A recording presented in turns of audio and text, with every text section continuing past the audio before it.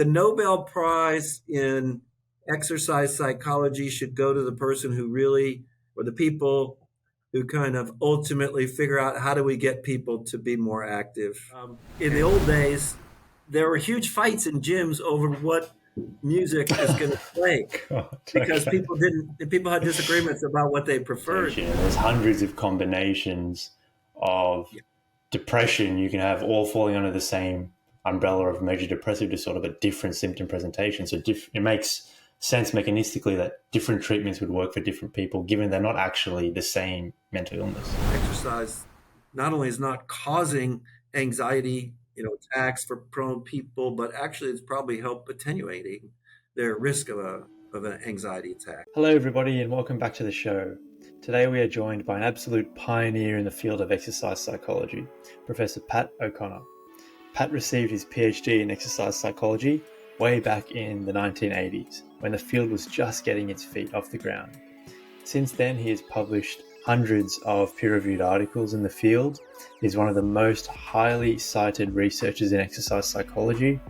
He's been correcting misinformation and myths on exercise psychology for decades and has been a professor in the Department of Kinesiology at the University of Georgia for the past 20 plus years. In today's episode, we discuss why exercise doesn't cause panic attacks, the myth of endorphins, euphoria, and the runner's high, some of the mechanisms that underlie the anxiolytic effects of exercise, how Pat has seen the field of exercise psychology change in the past 40 years, and much, much more. If today's episode of the show has brought value to your life, we would be so grateful if you were to hit subscribe, follow, or to share the podcast with someone you care about. Our mission here is to provide evidence-based psychology strategies so people can implement them in an accessible and digestible way to improve their own life.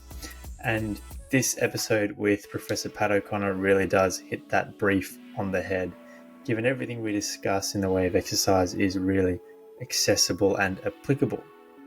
Thanks so much for tuning in. This episode was an absolute privilege to have, to be able to go through the research and traverse this landscape with an absolute pioneer in the field was really an honor. And I hope that you take a lot away from this episode and from the boundless wisdom that Pat offers on this episode. Thanks so much, and now to today's episode with Professor Pat O'Connor. Before we dive into today's episode of the Mental Wellbeing College, an important disclaimer. We do dive into the weeds of mental health, which means that at times we discuss sensitive topics like suicide, self-harm, and substance abuse. If hearing such discussion does bring up distress for you, please do seek the psychological and professional treatment that you need. The content covered in this episode is not intended as a substitute for professional mental health treatment. It is fantastic to have you on. You're, in my eyes, a pioneer in the field of exercise and mental health, been going at the game for 40 plus years. So I'm curious to know, after 40 plus years and still going in the exercise and mental health game, how has the field changed since when you first started in the 80s, Pat?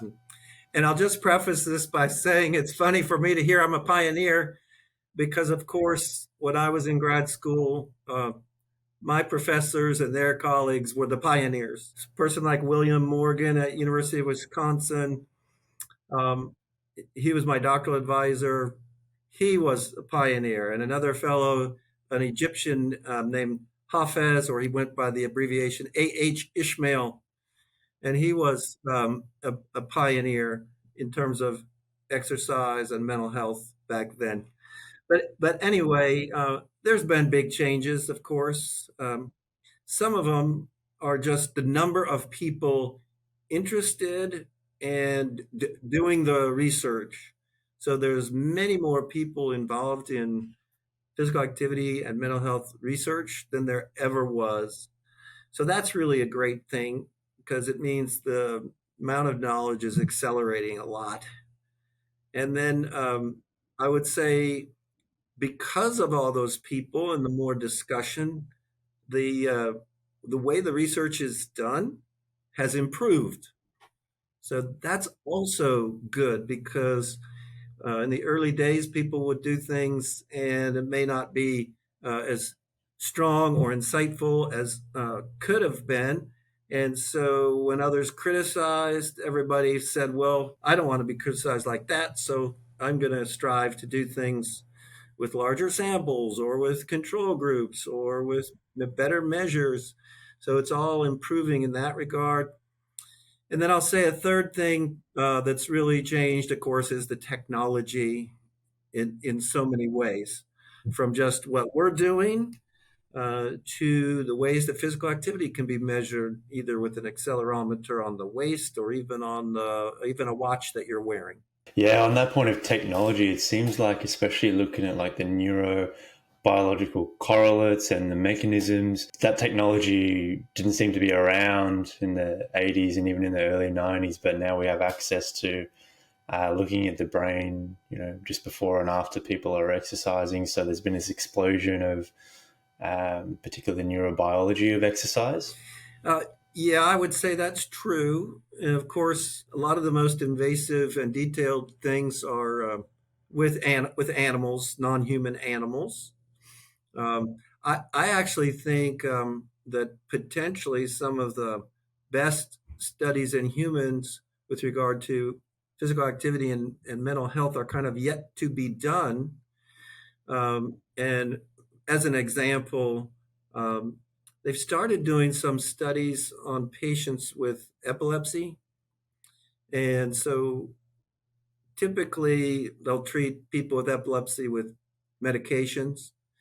And some people are very resistant to any kind of medication, and they might try even 10, 20 types of medications over 3, 4 years. And eventually, the last thing they do is surgery to try to solve their problem. And before they do the actual surgery, they do a preliminary surgery where they put like a credit card size electrode array into the Hmm. cortex. Okay. And so, and then once that's in, then they wait for the person to have a seizure. And this invasive electrode array allows them to better detect where the epilepsy source is coming from. And so it means that then when they do the surgery, they're much more likely to do the surgery in the right location that's the source of the epilepsy. The reason I'm raising this is because for those patients who are willing, once they get that electrode array, that's like the very best, most direct measure of the neural activity. It's not like electrodes on the scalp; they're measuring directly from the neurons in the brain. So they're doing some studies of that. Most of them, the preliminary ones they've started off are just movement studies. Usually, they've done imagery studies, for example, and compared movement to imagery with direct measures of um, the cortex. But I hope in the future they'll be doing some of these studies on physical activity and mental health, where they'll have somebody who's waiting for a seizure to happen, kind of, so they can get to their surgery. But then we'll learn something about the neural basis of how they're feeling before and after exercise with that kind of procedure. Obviously, it's a very unique situation, and it's the person has a pathology, so it isn't perfect. But in terms of kind of invasive and really good measures of the neurology, that I think is super strong. Less more direct than like fMRI or near infrared spectroscopy or those kind of techniques. Yeah, it certainly speaks to how far we've come, I suppose, from the neurobiological side of things, but certainly how much further there is to go and how much scope there is to know more. Because even reading through some of the neurobiological correlates of exercise, a lot of it is still just hypothesized and still really early days, last 20 or so years, looking at things like the endorphin theory, which we can get into and whatnot. I'd love to talk, Pat, about some of your work in panic disorder. So, if we take a little bit of a history lesson, Pitts and McClure to researchers out of Washington University School of Medicine in, I believe, the late 60s, well before my time, came up with this lactate anxiety hypothesis. Can you talk to us a little bit about the lactate anxiety hypothesis and how that relates to exercise in individuals with panic disorder? Yeah, so when Pitts and McClure did their studies in the 60s, that name panic disorder did not yet exist. So they studied people who today would be called panic disorder, and they published an article in I think in the New England Journal of Medicine, still a major top medical journal, and it was titled like the biochemistry of anxiety. And they had done studies where they infused lactate, a specific type of lactate called DL lactate, and then they asked them about symptoms. And with these infusions, their anxiety went up. And they concluded that, therefore, the lactate was causing the increase in anxiety.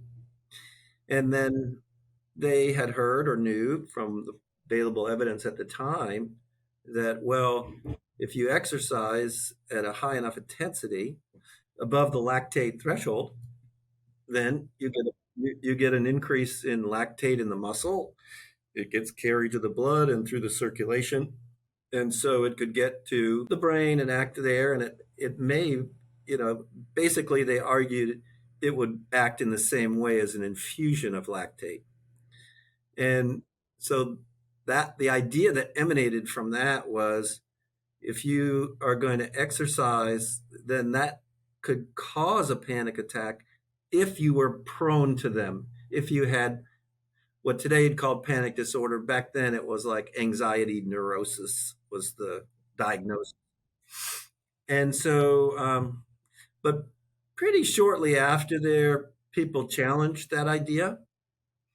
And so there was other researchers named Gross and Farmer, and my advisor, William P. Morgan from the University of Wisconsin, Madison. He marshaled, good paper that summarized the evidence and really made a case that the biological and biochemical consequences of infused lactate is very different than the increase of lactate that you do when you exercise. So in one case you become, with the exercise case, you become acidotic, and with the infusion it causes alkalosis. So it's very different from the biochemistry standpoint. And then since that time, I did an extensive review of studies that have given exercise, like maximum exercise tests to anxiety patients. And if my memory is correct, it's like 444 exercise tests, and there was 3 or 4, anxiety problems. It might be labeled anxiety attacks associated with that. So clear-cut evidence that if you do high intensity exercise, that is not going to cause people to have an anxiety attack. You might, get coincidentally an attack very occasionally, but in people who are prone to anxiety attacks, you might get one anyway, right? So, so I think part of the interesting thing of that is because they were physicians and published in this very prominent journal, it carried the weight of that journal, and so that lasted a long time. I don't think people are focusing on that anymore, but the idea lasted for decades, and it's just a very interesting element of our information ecosystem. We deal with the same thing these days. If you get information in a prominent place, then it often has more legs than other sources. Yeah. So this paper you're referring to, I think, is a 1999 review paper.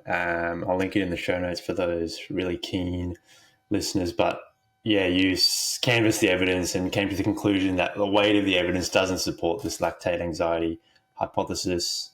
And there's only about, I think, one in 100 on average people who experienced a panic attack whilst exercising, which, like you said, is not necessarily attributed to exercise, could be happening anyway. Yeah, and after that, well, I did a small study where we measured anxiety in panic patients after submaximal and maximal exercise, and their anxiety actually went down. And then there's other researchers who've done, who've taken interesting approaches about this, where in one case you can give um, cholecystokinin. They infuse that chemical, cholecystokinin, or it's abbreviated CCK, and that produces some anxiety. And so if they have people exercise or not exercise before getting the CCK infusion, those who do the exercise, they have less anxiety symptoms in response to the CCK. So that argues that the exercise actually helps people cope with an anxiety provoking stimulus. And there's another study of that type where they gave CO2. I don't know if you've are familiar with CO2 inhalation as a way to provoke anxiety in a laboratory. They've done those kind of experiments. But if you do exercise before you get that CO2 uh, exposure, then too you have fewer anxiety symptoms in response to that CO2. So really, I think useful strands of evidence to support the idea that exercise not only is not causing anxiety, attacks for prone people, but actually it's probably help attenuating their risk of an anxiety attack. Mm. It's really interesting to read through some of the hypothesized mechanisms as to why exercise, particularly high intensity exercise, may have an anxiolytic effect in individuals, particularly with anxiety disorders. One of the hypothesized mechanisms is this idea of anxiety interpretation. If you're used to having those kind of symptoms, you interpret them in a more benign way. Because there's this overlap right between the physical symptoms or somatic symptoms of anxiety and what you get in exercise: shortness of breath, increased heart rate. I think sometimes it falls into kind of the that people will call interoceptive exposure or fear conditioning. And so, yeah, when people have anxiety attacks, panic attacks, there's a real somatic symptom response. I'd say it's often idiosyncratic. So some people might sweat heavily, other people might have a very strong increase in their heart rate, others might be hyperventilating, and but not everybody gets all those, with their flavor of anxiety attack. But anyway, it's noticed 60s and 70s that well, that sounds a little bit like what happens when you exercise. I'm sweating, I'm breathing harder, my heart rate's up. And so, well, that's interesting. And then they said maybe we can use that as a way to help people unlearn the fear conditioning and realize that they can have these symptoms and still be safe. So there was some psychiatrists that initially tried to do that, like right in the office, and sometimes they just have a step stool and just step up, ask the patient to step up 10 or 20 times. Other times they would just have them in the chair and spin them around. So to make them feel a little dizzy, because that's, with hyperventilation, that's one of the symptoms. So, they depended upon the practitioner, they might take different approaches as well as the client. What's their main issue? Um, and um, and since that, so those showed some pretty reasonable results with case studies. And now there's been some other more detailed work with larger samples. There was even a guy at NIH, I forget now his name, but he was doing some of this. And I think the evidence is, there's not large randomized controlled trials that I'm aware of that test that, but it does make sense that if somebody can regularly be exposed to these symptoms through exercise, that and then they don't have a panic attack, everything is safe, they can start to learn that maybe if I have those symptoms, it doesn't always lead to a panic attack. Because as you know, there's often a positive um, cycle in response to the symptoms. So I can feel my heart beating harder, then that leads to worrying about that and make the heart respond even greater, or other symptoms kick in. And that often is the cognitive component that ends up driving panic attacks in some people. So, so I don't know also if there's good studies that would indicate how many psychiatrists and psychologists or other people who treat folks with panic disorder, how frequently that's used. I think in general, people, maybe many professionals have heard of it, um, but I've never seen good statistics on 1% or 10% are using that as a treatment modality.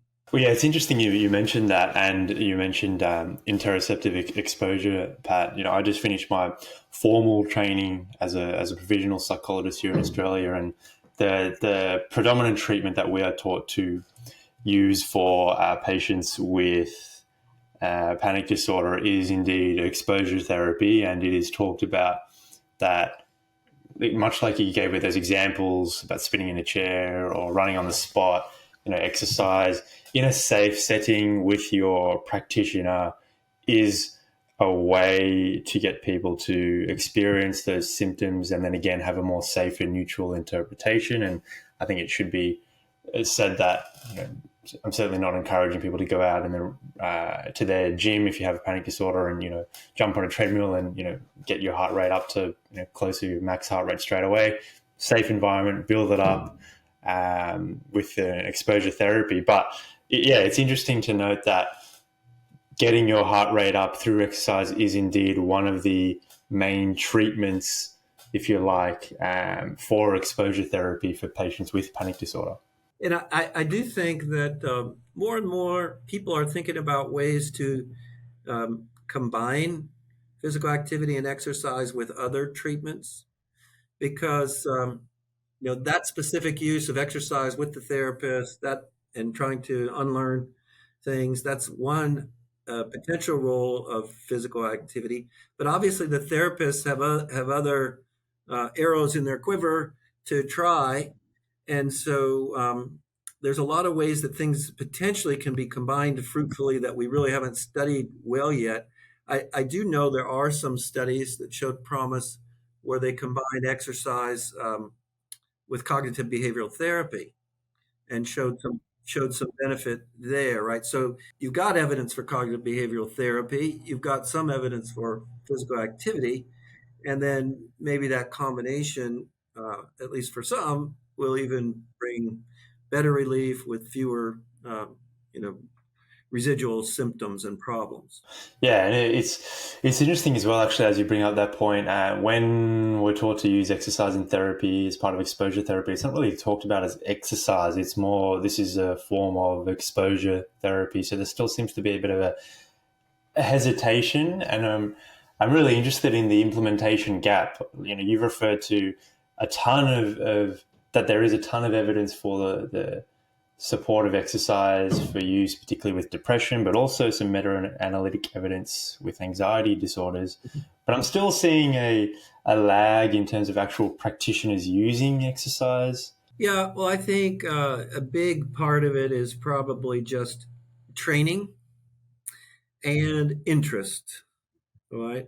So, someone like me, I got into the field of physical activity sciences because I love to be active growing up. I love to participate in sports. I had a little bit of success, so that was also, a reason for me to love it. What's your And sport, Pat? well, several things. I mean, Yeah. like growing up, I loved kind of the traditional American sports of baseball and football and basketball. And Nice. those can be kind of rough when you get older. But I've been a Yeah. long-term runner. And then more recently, like around pandemic, I got a mountain bike, so I've been doing that Cool. and trying to do some weightlifting regularly.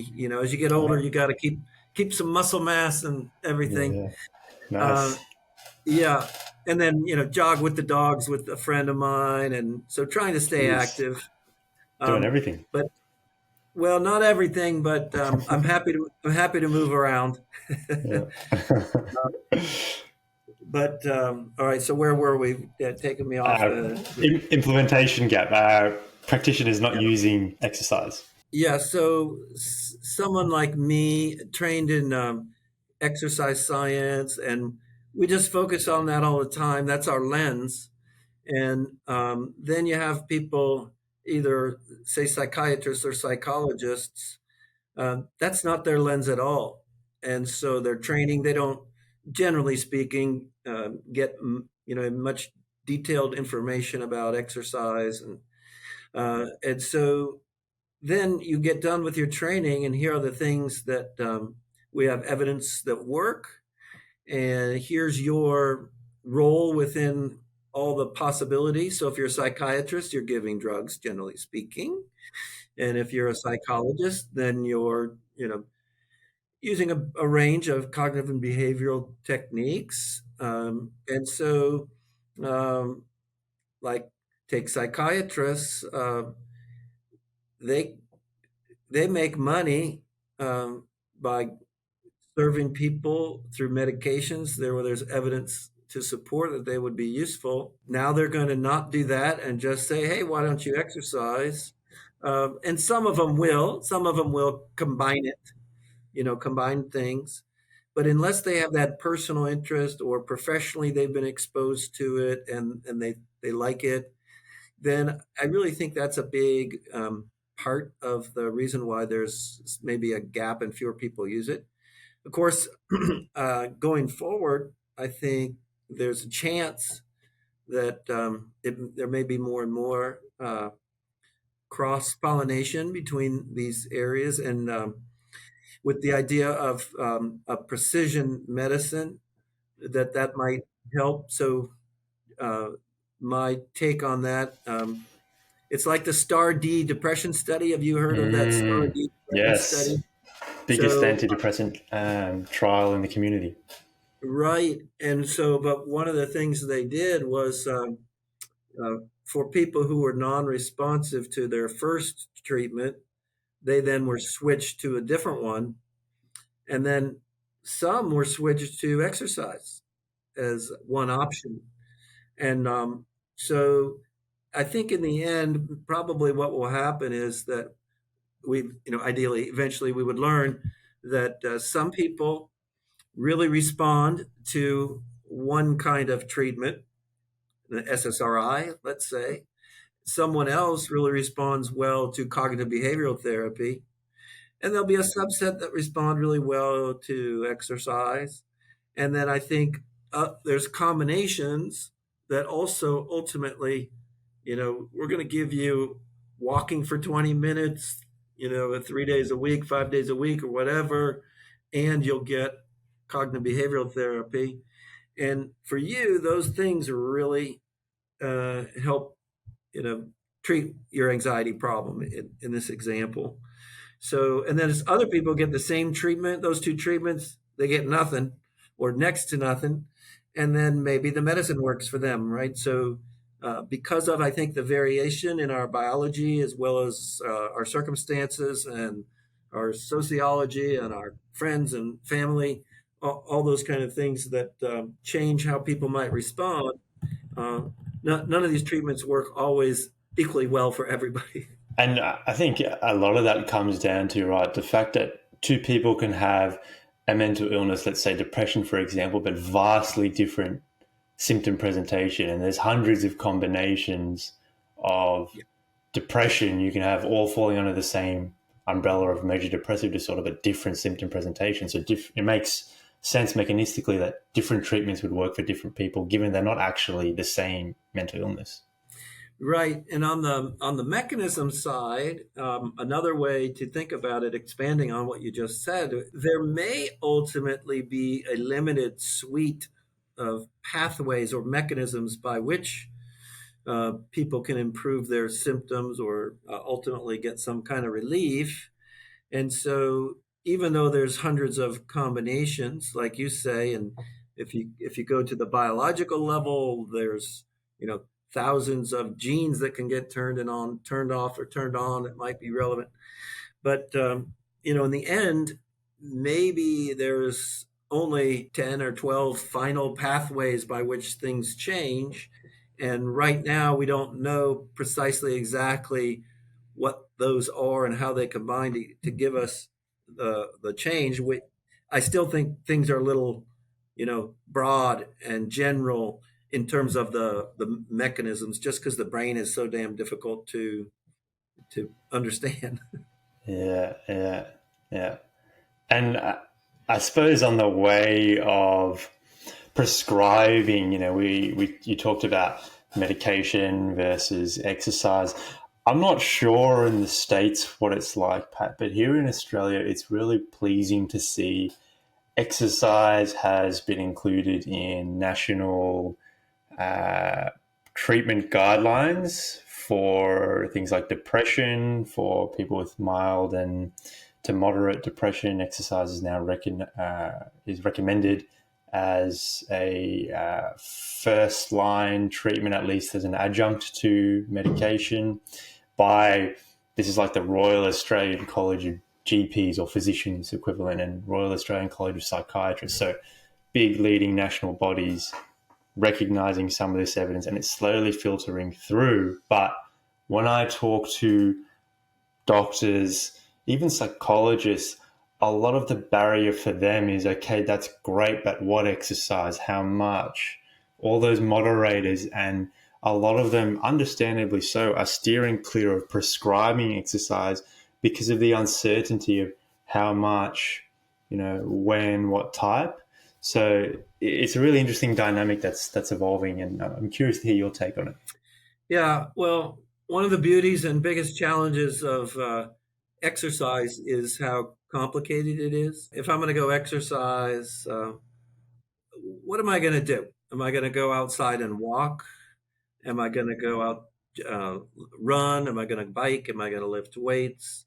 Um, mo- Most people, they walk, or they don't really like exercise, but I do want to go work in the garden and plant my plants, or I want to go make sure that the yard, the grass is mowed, and there's some physical activity there, right? So right away you've got these variations in mode. Then you got oh, we're going to be outside, and there's sunlight, and there's either cold weather or hot weather. There's pollution or there's not pollution.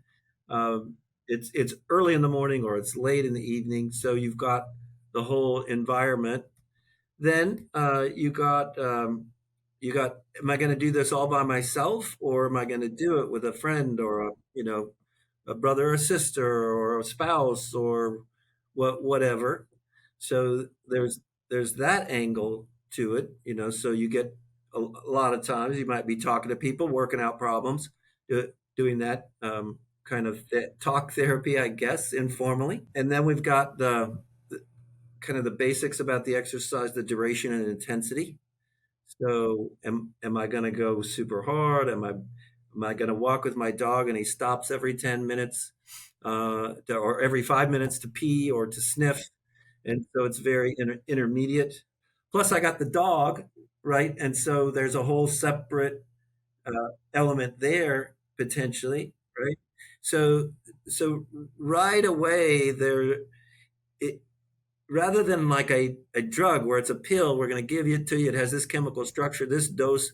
You take it, and we'll see what happens. I mean, obviously, even that there's a placebo response that's possible to it. But take that as maybe the most simplified kind of thing. And then exercise, you have all these complications, but presumably the way it may be working is kind of similar to the drug in some cases, right? So it may actually, through all this stuff that's going on simultaneously, it may ultimately have the same impact on serotonin receptors or whatever your proposed mechanism is by which the exercise is working. So, so yeah. Anyway, I think a main message, though. So now having kind of identified all the qualifiers or some of them, a main message is some physical activity is better than nothing. So if that's like a main take-home message, I think for any therapist or any person is if don't sit on the couch all day, all week. It's very likely going to be positive for your mental outlook to get up and move. Uh, you know, at least 20 minutes, ideally every day, and I don't care. You walk, run, play basketball, soccer, whatever, helps you or you like, do it. So that rather than spending the whole time on, well, it is high lie, or I don't know, um, volleyball better than basketball. So I think the bigger effect is just going from very, very little to some moderate amount. And that's where a lot of the benefits are to be had, I think. Mm. A previous guest, Oscar Lederman, he's an exercise physiologist who's done a lot of research in this area. He said his take-home message for his patients, a lot of whom have mental illnesses, whom he sees, is start low and go slow. And I think that encapsulates what you're saying as well, which is a nice way of putting it to patients. It is, if for the people who are not active, Yes, right? for sedentary, Yeah. yeah. Because there are other people who they want to play racquetball and beat their buddy and they Yeah, want to go hard. And yeah, that's fine yeah. too. So it has to fit with their personality and interests as well. And on that point, I don't know if you've had a look into some of this literature. There's a couple of studies by, I think, like Davy Van Camford and co-authors looking at the role of autonomous motivation in exercise maintenance. So the idea being that it needs to be a form of exercise that you self-endorse, that you identify with, rather than just looking at it as like exercise is medicine and I have to go and do my 30 minutes on the treadmill, even though I hate it. I'm just doing this for some really far off goal. A better approach, at least in the early evidence that we have on this, is to have some level of enjoyment in the process in and of itself as well. So that's, I suppose, horses for courses, trying to choose what you feel is enjoyable for you. Yeah. And of course, motivation and compliance or adherence is probably the biggest challenge in exercise psychology and probably the biggest challenge in exercise. Like we got enough information that it's good for us. How do you get people to actually do it regularly? And so that self-determination theory is one of the popular kinds of theories where autonomy plays a big role in there. So you can't just badger people to do it because it's medicine and it's good for you. You do want to have people take responsibility and enjoyment for that. And then the other elements of the self determination theory. So there's a whole social part to that in that context. So that's certainly, I think has some has some support, but some of the big, like for self determination theory, where they've tried to use that to increase physical activity, and the studies I've seen is where physical education teachers are using it. So instead of being an autocratic coach that says, "Give me 50 push-ups because it'll be good for you," they try to work. more carefully with people to give them buy-in and autonomy, and they can change the perceptions of the motivation and how much people like that. But I think those studies do not consistently show increase in physical activity. So they kind of feel more motivated, but they aren't actually doing more in the bigger randomized trials I've seen along those lines. So the Nobel Prize in exercise psychology should go to the person who really, or the people who kind of ultimately figure out how do we get people to be more active. And there's 30 different factors related to it. There's some genetics. Who's your parents? There's some what's the weather like, because that has a big impact. How much money do you have? Can you go to a gym and get there safely? And on and on and on. There's a lot of elements to it. So that area is too complicated for me. So on. Yeah.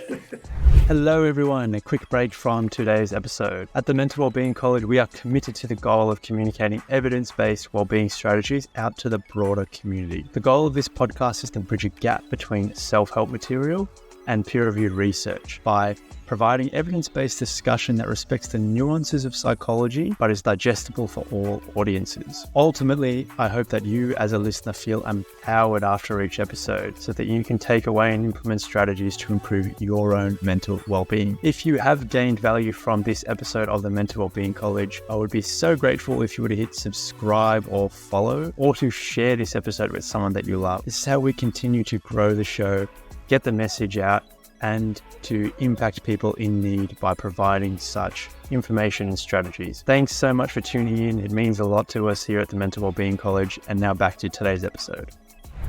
It's again interesting you bring that up about self-determination theory. Part of my PhD is looking at motivational predictors of a intervention, which is both looking at psychological skills, things like cognitive restructuring, cognitive diffusion, but also exercise for mental health outcomes. So looking at, does higher autonomous motivation lead to more adherence and better outcomes? So to hear that a Nobel Prize may be on the line for that is excellent. But we will see. So coming back to your research, Pat, one of the really interesting things that I came across was this timeout hypothesis. Can you talk to us about that as a potential mechanism? Yeah, and so people have different ideas about why people might get psychological benefit from being active, ranging from biological, very specific biological ideas, but also to social ideas and then psychological ideas. So put it kind of in general categories. You can't, everything doesn't fit neatly there. But the timeout idea came from the notion that people get stressed by their work commitments and other commitments. And what you need is a little bit of time out from your daily cares and worries. And, you know, some people like that idea and follow that in their own lives, where they'll say, I'm just going to take 5 minutes and, take a nap, or just go for a little walk, or just lie down, or get away from my computer and read a book or chat with a friend, whatever their strategy is. By taking a break from whatever your problems are, that might be beneficial.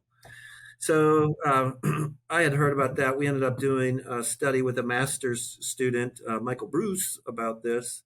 And we took students who were very studious and ambitious and were working hard and studying all the time.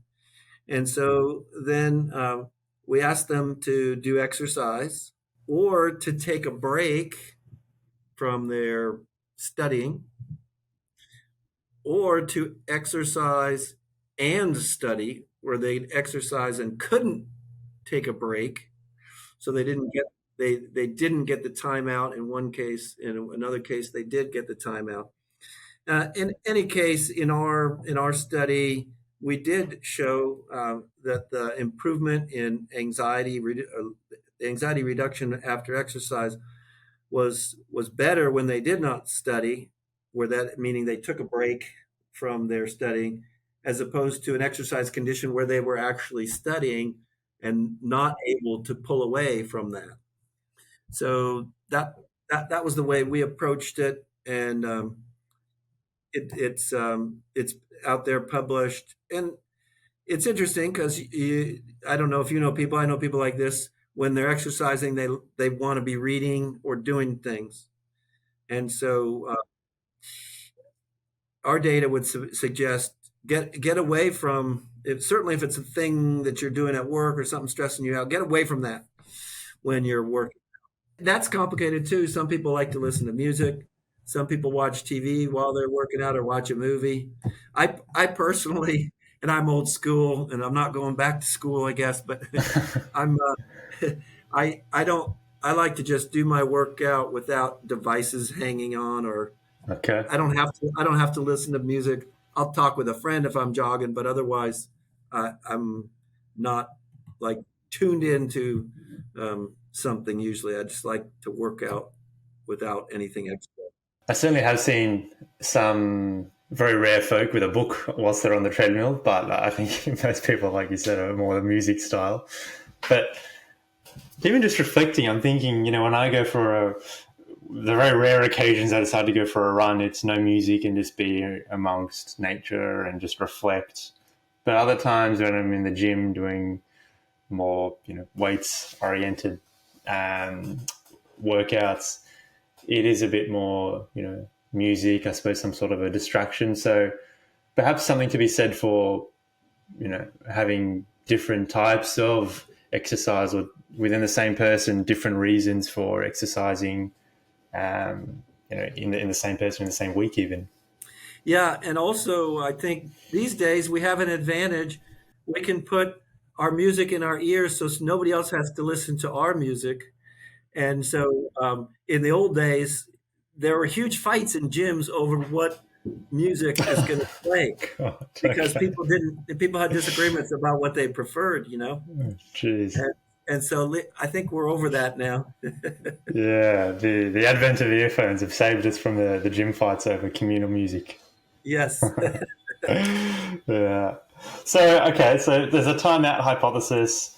What about, we've alluded to this earlier with changing technology. What about neurobiological mechanisms? The most commonly thought hypothesis, at least in lay circles, is the endorphin theory. Although I'm keen to hear your thoughts because reading through the literature myself, I think you've co-authored with him, Steve Petrozello. Talked to him a little bit a couple of weeks ago as well. Had some thoughts on that. It doesn't seem to be quite as concrete, perhaps, as at least is talked about in lay circles. What are your thoughts on the endorphin theory? Yeah. So, um, you know, the, our thoughts and feelings come from the brain, and there's brain circuits involved with generating those.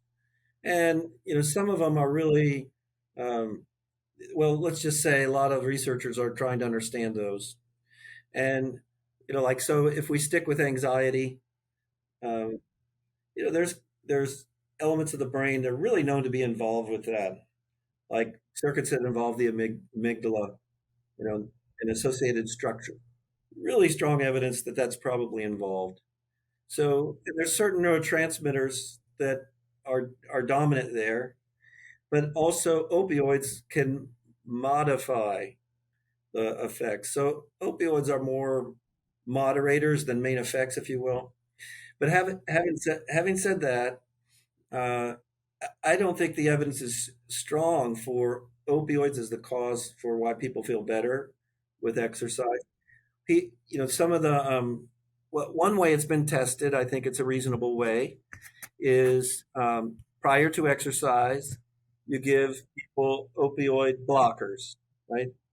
So these are the same drugs they use to rescue somebody who's dying from fentanyl, like Narcan. It's called like naloxone or naltrexone. And so if you give that before people exercise, it should block the place where opioids would work. And then if those opioids are the main reason why people feel better after exercise, then if you give these blockers, then the feeling better sensation that you would normally get with exercise should be blocked, right? And so that's a very straightforward kind of idea. There's now been, I think, at least maybe 1 dozen experiments of those types, and I haven't looked in a few years, but there's maybe more now.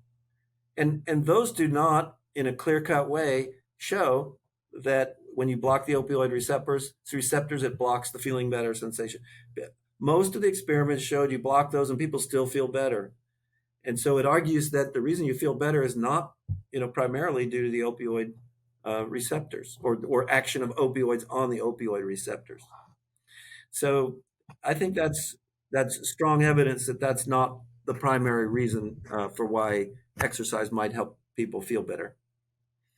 And it's a really tidy psychopharmacological test because there's not as many, like there's not a good simple, straightforward opioid or blocker for some of the other neurotransmitters. Drugs that help people treat anxiety and depression are like selective serotonin reuptake inhibitors. So they're going to change the levels of the serotonin in the synaptic gap, but then it's also ultimately it doesn't work right away, right? You give the SSRI, and maybe on average most people will feel better in 4 weeks, and then ultimately maybe more people will feel better in 6 or 8 weeks, and the doctors start changing the dose and see what happens. And so, they don't really know how that happens. Might be related to serotonin receptors and changes in their number, like a downregulation of those. And so, anyway, it's more complicated uh, when you start looking over typical treatment times, right? So, but the opioid story, the way it was originally couched is I go run and I get a high, and Yes, it's runners it's high. because it's because of the opioids Hmm. and it's single bout effect, and the evidence is very weak for that. Hmm. It's kind of like the Pitts and McClure story.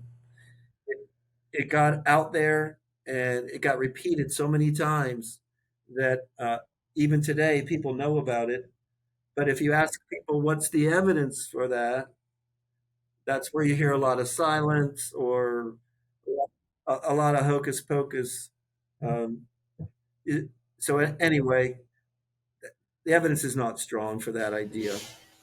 Yeah, and even with the methodological strengths of this, they've placebo tested it as well. I think you can give people, I forget one of them, naltrexone, I think is the injection, but naloxone, I think is an opioid receptor antagonist, but it's a pill, or it might be the other way around. But you can placebo control for that, and you still see that people are experiencing the euphoric, anxiolytic effects of exercise, even in those studies when they're given the opioid receptor antagonist. So, suggests that this is happening independent of an increase in endorphins. And I think endorphins are quite well, they're difficult to cross the blood-brain barrier as well. So that might be one of the reasons why it's not potentially causal or having an instrumental effect in the runner's high as well.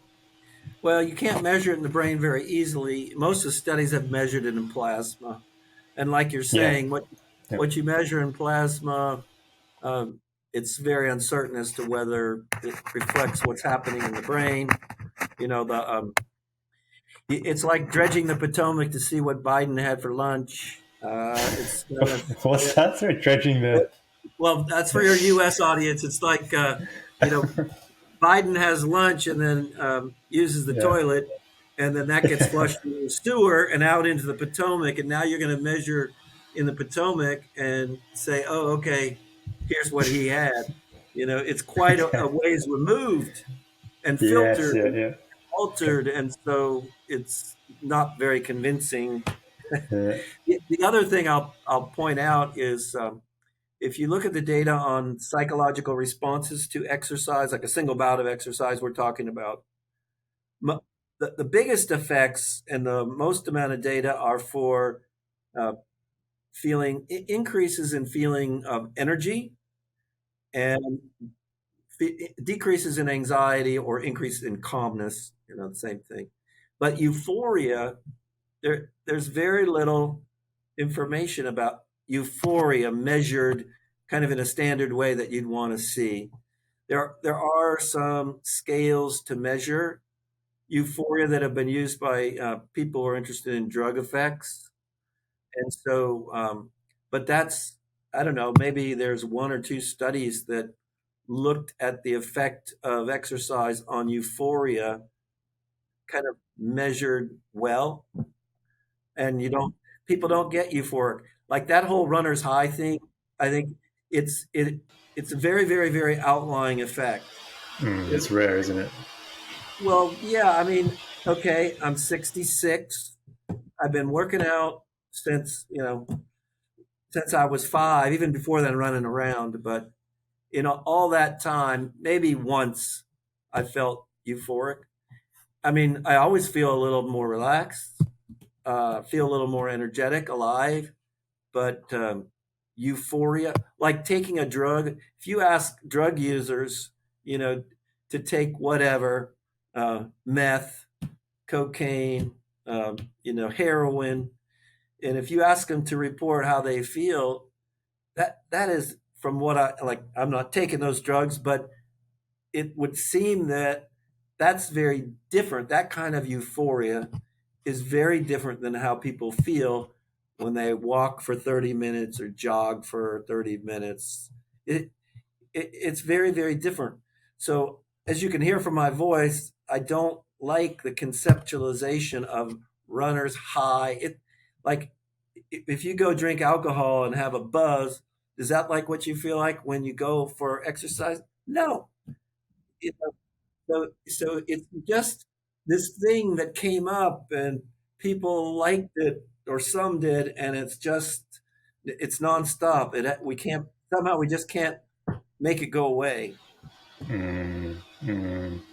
And in terms of the calmness and anxiolytic effect, it's my understanding that even that isn't necessarily universal in exercise, that that's moderated by the intensity as well, that you see that more at the kind of, it's like an inverted U, right? You get more the anxiolytic effects at moderate intensities rather than the really low or the really high intensities of exercise. Right. So there's moderators of everything. So yeah. Now, so it depends on kind of how serious you are about the type of evidence you would use to make that statement. One way is to look at meta-analyses and combine, you know, I don't know, 50, 60, 70 studies that look at the single bout of exercise and measure anxiety. And then you combine them all and then you look for moderators of the effect. And one study they did low intensity, one they did moderate, one they did high, but all very different people, environments, intensities, and so on. There's only a very small number that in the experiment it was designed to test whether the intensity mattered. So some people would prefer to see the evidence where it isn't a secondary outcome in some study where they just threw it into a meta-analysis and came up with average effects, but rather where you said, okay, I mean, I can imagine a big study. We're going to have people exercise at 40% of their max, 60% of their max, 80% of their max, 100% of their max. And then we'll look at the anxiety relieving effects, but not just 10 minutes after. We might have to look for several hours after with a big enough sample and so on. And so that kind of experiment has not been done. But anyway, from the evidence we have, yeah, I would say that it's possible that exercise that's too low or too high might not always be as effective as something that's moderate. But I'm not sure we have the full on evidence that would answer the question. that you raised. So I'm hoping this isn't getting too researchy, or so there's casual talk. We can talk about it. Seems about right, or it's also sometimes useful to know, well, what really do we know, and how do we know it? And then because it's also can be inspirational for people to say, maybe, yeah, maybe I should do that big experiment and really figure out the answer, so that if we could do that with a really big trial, uh, then we could finally say, here's what you get with these different uh, doses of exercise. Because it's super hard, because then you got to go, okay, uh, with this one 40, 60, 80, 100%, well, how long? 5 minutes, 20 minutes, 40 minutes? Like, you got to decide that too. Okay, well, so maybe we have three different durations as well. And then, like you talked about at the beginning, well, what about the mode? Well, okay, we'll do all those walking, but people who don't like to walk, well, we'll do all those running. And then running, not everybody can do, so we'll do all those swimming. It starts to get pretty big. And so, anyway, I mean, I'm not trying to be too difficult here. In general, based on the evidence we have, I I I can support that idea, but I also know that there's room for more information to inform that. Um, and so you know, if somebody does that big study, I'll be happy to change my interpretation of it.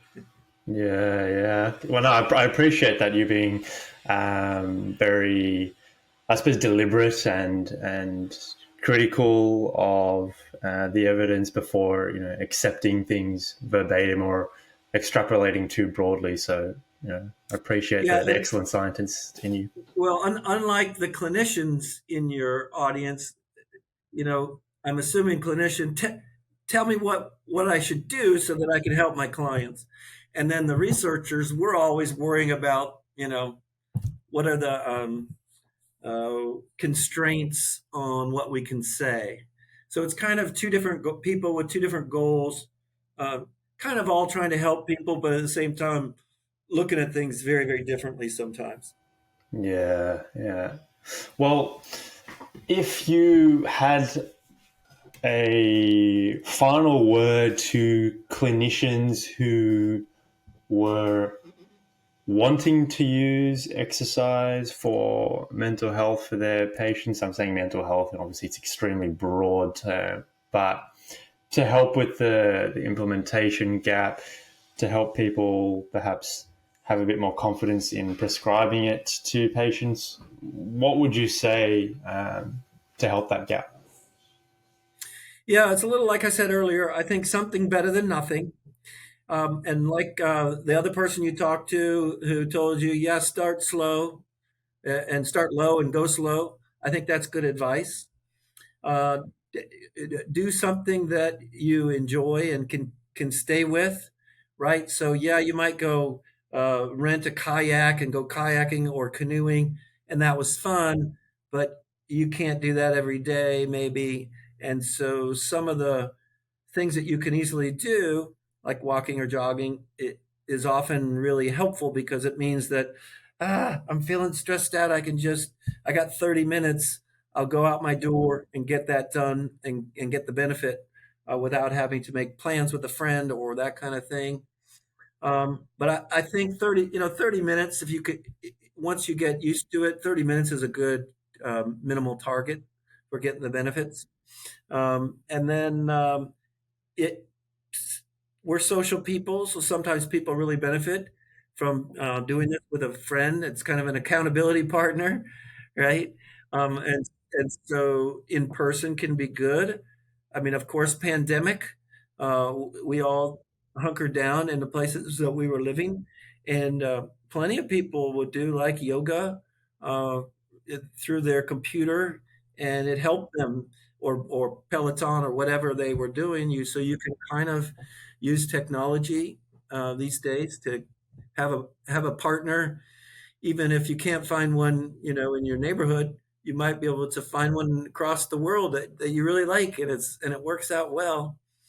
So I would urge people who aren't aren't doing it with a partner to at least think about whether that might be fun. And you might have to find the right person, but if you do, it's golden. It's great because they'll call you or email or text and say, "Hey, are we jogging tomorrow?" or whatever. So yeah, and I think the evidence isn't that strong yet, but outdoors when it's not too hot, too cold, too dangerous because of ice or traffic or weather, that's often I think a little bit more beneficial to get out and about, get out of your space. But we don't have really strong evidence for that. Yeah. Okay. Yeah. Fantastic. Fantastic advice there, I think, for many of the clinicians out there. And I'm curious as well, as someone that I really do look up to, who's done some really fantastic research in this space. Given I'm someone who wants to contribute in that space myself in the future. You're a pioneer in this field, and I mean that from my lens. What are you most excited for moving forward in the research of exercise and mental health? What's the one thing that really gets you going that you'd like to see? I think we're now able to measure physical activity kind of in really big groups, like say with smart watches, for example. So people are willing to put a watch on and wear it all, most of the day, all of the day, and then they go around and live their life. And researchers can kind of get that data from the cloud as long, like when somebody opts in, they say, okay, yeah, you can have that data. And I think that ultimately is going to help us fill in a gap. Uh, like the gap is in the old days, the studies we did were really small in a lab. If you got 50 people, it's pretty big. Um, Now there's millions worldwide wearing these watches, and they're not perfect for measuring activity, but they're good enough, I think, that that they can be used, and also they're feedback devices, right? So you got your watch on, and you're not moving around. Uh, it can be set up, programmed, so it'll ping you or make a noise or vibrate and say, you've been sitting around doing nothing for a while. You might want to get up and move around. And moreover, they could ultimately be used as part of incentives kinds of programs, right? So a psychologist, could say, okay, we can have access. You're wearing a certain watch, and we can monitor your activity, and then we can, if you do this many minutes of vigorous activity, then you're going to get a positive reinforcer, whatever that is, if that's the approach you want to use. You know what I mean? Like, so it could be linked to theories and ways that psychologists think about trying to increase a behavior, um, more activity, or decrease a behavior, less sedentariness. So I think that this is starting to happen. It's going to be happening more, and so I think that's pretty exciting. It may not work. It may be that people don't want to be bothered. I know it's not going to work for everybody, but people may not want to be bothered by it. I don't want to either wear a watch, or I don't want to be hassled by this thing beeping at me. Um, so it's not perfect, but it has the opportunity to help a little bit, potentially, I think. Certainly on the research side, we can learn about relationships between physical activity measured by something like a watch and mental health outcomes. So, like, somebody's wearing, I haven't seen this study yet, but people commit suicide. They maybe have been wearing a watch for the past 6 months or a year or whatever. Well, it'd be interesting to see what happened with that watch over that time. And, and not just the activity, but the sleep and and the heart rate variability. And so there'd be interesting information that could correlate with a behavior like that.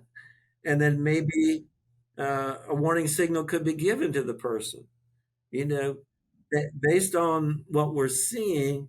Um, it would be good for you, maybe not only to be active.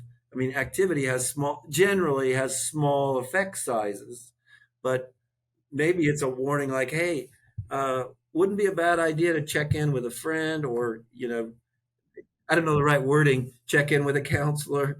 Uh, so anyway, I think that's one thing that might be interesting in the future. Yeah. Wow. Okay. That's really interesting. Almost like a behavioral nudge based on activity and what that might predict in the future based off large volumes of data. Yeah, you're right. Given the amount of people wearing these wearables, that data's out there. It is. Yeah. Yeah. So, you know, something to think about anyway. Yeah. Yeah. Excellent. Like I said, I think this podcast is a really positive development. I hope you're able to keep doing it. I know Yeah. I'm sure you're getting a big salary for doing this podcast, right? Oh, paying a lot. Yeah, but hopefully for some people will find it interesting, and I think our field we're in the right place, right? So we would like to help people with their mental health. I think there is more appreciation for mental health problems. And exercise isn't a panacea, but physical activity and exercise and sports too. We didn't talk much about sports, but they can all have um, good, kind of reliable, positive effects.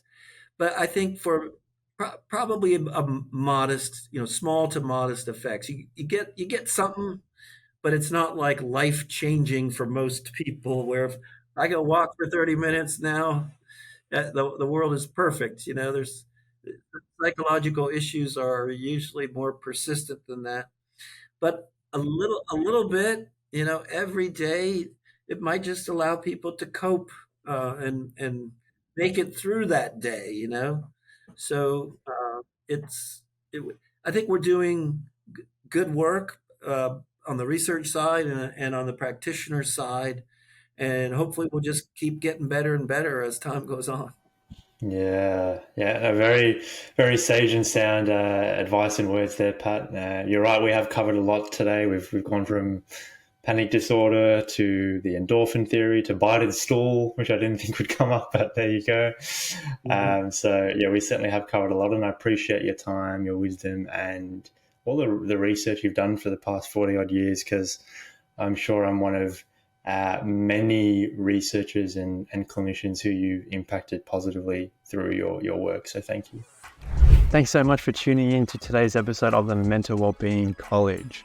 If you've made it this far, it means you've gleaned a ton of value from today's episode, or you've fallen asleep. I sincerely hope that it's the former, and if it is, I would be so grateful if you were to hit subscribe, follow, or to share this podcast with someone you care about. Our mission here at the Mental Wellbeing College is to provide a free and accessible resource for people to take action and implement to improve their own mental well-being. And you subscribing, following, and or sharing helps us to achieve that mission and to impact people in need. Thanks so much for tuning in. It means a lot. We'll see you next week on the Mental Wellbeing College.